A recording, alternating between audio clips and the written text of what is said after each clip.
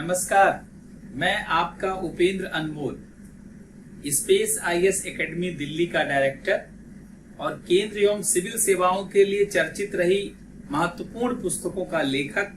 आज इस कार्यक्रम में मैं आप सभी लोगों का स्वागत करता हूं। आज के इस परिचर्चा में हम लोग वर्ल्ड स्पेस मार्केट के बारे में चर्चा करेंगे। पूरी दुनिया का जो अंतरिक्ष बाजार है और उसमें भारत का जो है भागीदारी कितनी है। आप सभी लोग जानते होंगे कि पूरे विश्व का अंतरिक्ष बाजार अगर वर्तमान में आप देखेंगे तो पूरे विश्व का अंतरिक्ष बाजार लगभग 400 बिलियन डॉलर का है और अगले 2-3 वर्षों में पूरे विश्व का अंतरिक्ष बाजार लगभग 800 बिलियन डॉलर का होने वाला है। ऐसे में किस तरीके से विश्व के अंतरिक्ष बाजार में अपनी भूमिका को बेहतर किया जाए, कैसे अपनी भागीदारी को बढ़ाया जाए और विश्व के अंतरिक्ष बाजार से कैसे लाभ उठाया जाए, इस जानते हैं दिशा में सरकार के द्वारा क्या प्रयास किया गया है और क्या विश्व अंतरिक्ष बाजार में भारत एक जानते हैं लीडिंग कंट्री के रूप में जो है आने वाले समय में आगे आ सकता है या नहीं आ सकता है। तो देखिए, वर्ल्ड स्पेस मार्केट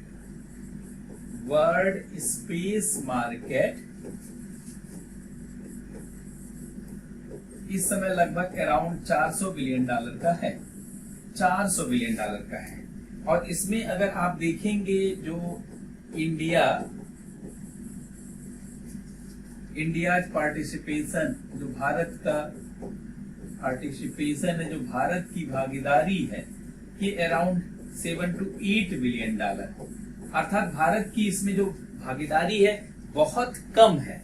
ये भागीदारी लेस देन 2% के आसपास है, अर्थात अप्रोक्सीमेटली अगर देखें तो 2% है। अर्थात विश्व के अंतरिक्ष बाजार में भारत की भूमिका केवल 2% है। भारत की सरकार आने वाले समय में इस 2% की भागीदारी को बढ़ा करके 10% तक ले जाना चाहती है, अर्थात इस भागीदारी को 10% तक ले जाना चाहती है। इसका मतलब आने वाले समय में जो विश्व का अंतरिक्ष बाजार और उसकी साइज जो 800 बिलियन डॉलर की होगी, उसमें लगभग 80 बिलियन डॉलर भारत के पास भी आएगा। अर्थात भारत के पास जो भारत की भागीदारी होगी वो 80 बिलियन डॉलर की होगी। अगर 80 बिलियन डॉलर की होगी तो ये बहुत ज्यादा पैसा है। अगर मैं थोड़ा सा आपको आइडिया देने के लिए बात करूं तो 80 बिलियन डॉलर, जैसे आपने अगर नेपाल की जीडीपी को देखा हो तो नेपाल की जीडीपी अराउंड 30 बिलियन डॉलर की है। इसका मतलब नेपाल के जीडीपी का लगभग जानते हैं 3 गुने के आसपास ये पैसा है। और अगर जानते हैं आप अफगानिस्तान की जीडीपी को देखें, अगर आप अफगानिस्तान की जीडीपी को देखना चाहें तो अफगानिस्तान की जो जीडीपी है वो लगभग 22 बिलियन डॉलर की है।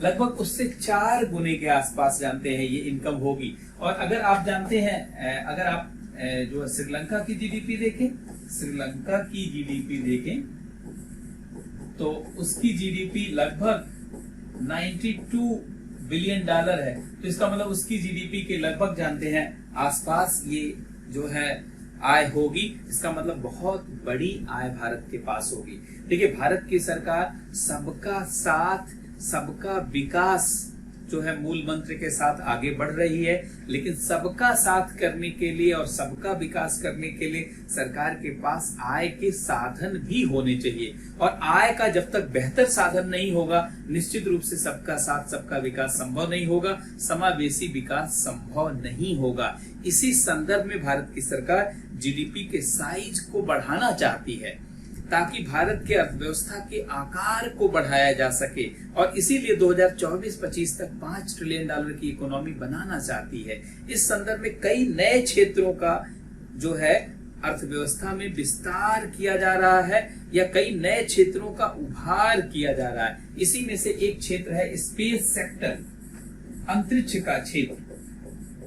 इसी में एक सेक्टर है स्पेस सेक्टर, अंतरिक्ष का क्षेत्र, जिसमें भारत सरकार एक लीडिंग भूमिका में जानते हैं आना चाहती है, क्योंकि विद्वानों का यह मत रहा है कि अब विश्व शक्ति वही बन सकता है जो अंतरिक्ष शक्ति बन सकता है, अर्थात अंतरिक्ष शक्ति बन करके ही विश्व शक्ति बना जा सकता है। तो अंतरिक्ष में शक्ति कैसे बना जाए, अंतरिक्ष में एक पावर के रूप में कैसे उभरा जाए।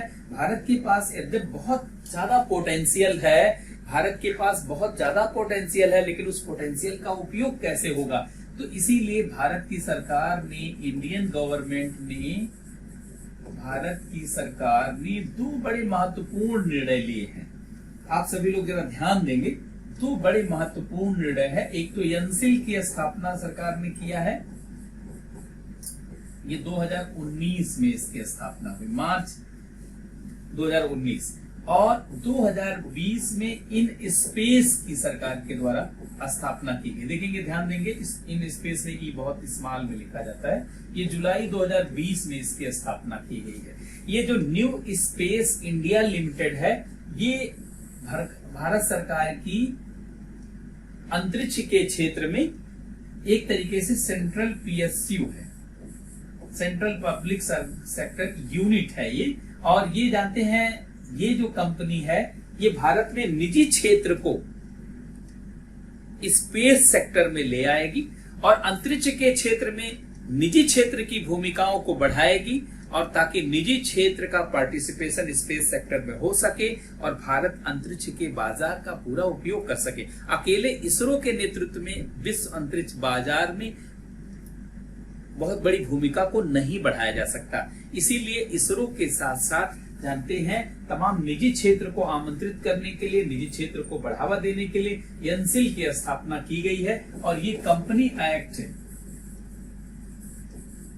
2013 के अंतर्गत ये संस्था स्थापित की गई है और उसी के अंतर्गत जानते हैं ये संस्था। अच्छा, इसके अलावा जानते हैं 2020 में in space Indian national space promotion and authorisation centre की स्थापना की गई है। यह एक बड़ा निकाय है। इन स्पेस संस्था इसलिए बनाया गया है ताकि निजी क्षेत्र या शैक्षिक क्षेत्र के लोग या अनुसंधान करने वाले लोग जो भारत के अंतरिक्ष की आधारभूत संरचना का उपयोग करना चाहते हैं और भारत के अंतरिक्ष आधारभूत संरचना का उपयोग करके जो है स्पेस सेक्टर में अपनी भूमिका को बढ़ाना चाहते हैं, उन्हें यहां से अनुमति लेना होगा, इन स्पेस से अनुमति लेना होगा। और इन स्पेस से अनुमति मिल जाने के बाद ही आप भारत के स्पेस जानते हैं प्राइवेट सेक्टर में अपनी भूमिकाओं को बढ़ा पाएंगे। तो एक तरीके से जानते हैं ये न्यू रेगुलेटर है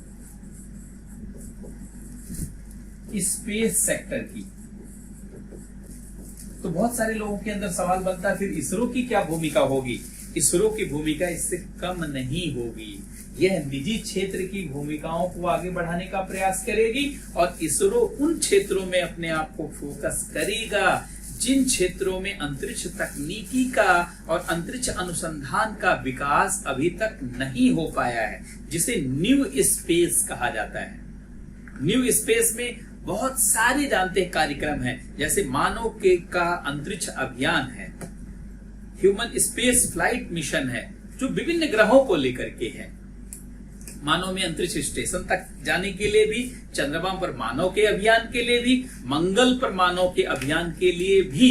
इसके अलावा अंतरिक्ष में स्पेस स्टेशन को कैसे बनाया जाए, भारत के लिए अंतरिक्ष में स्पेस स्टेशन कैसे बन सकता है, उन भूमिकाओं को टटोलने के लिए भी जानते हैं इसरो की भूमिका बेहद महत्वपूर्ण है। इसके अलावा अंतरिक्ष में तमाम नए ग्रहों और तमाम जानते हैं नए जो है क्षुद्र ग्रहों और इनसे खोज की जो भूमिकाएं हैं उसमें भी इसरो की भूमिका महत्वपूर्ण रहने वाली। अर्थात इसरो अब अपने संसाधनों का ऑप्टिमम यूटिलाइजेशन करेगा, फोकस यूटिलाइजेशन करेगा और ये संस्था निजी क्षेत्र को लेकर के आगे बढ़ेगी ताकि अंतरिक्ष का क्षेत्र जानते हैं भारत के अर्थव्यवस्था के विकास के लिए अवसर उत्पन्न करे और संसाधनों का बहुत ही केंद्रित उपयोग हो, बहुत ही फोकस्ड उपयोग हो और विश्व के अंतरिक्ष बाजार में जो भारत की वर्तमान भूमिका 2% की है, वहां से भारत की भूमिका 10% तक बढ़ जाए और अंतरिक्ष जानते हैं मानव की दिनचर्या को जो निर्धारित कर रहा है, वह न केवल मानव की दिनचर्या और सुविधाओं को निर्धारित करे बल्कि अर्थव्यवस्था और भारत के अंतरिक्ष बाजार को भी बढ़ाने का काम करे, उन्हीं भूमिकाओं के संदर्भ में जो है ये पहल की गई है।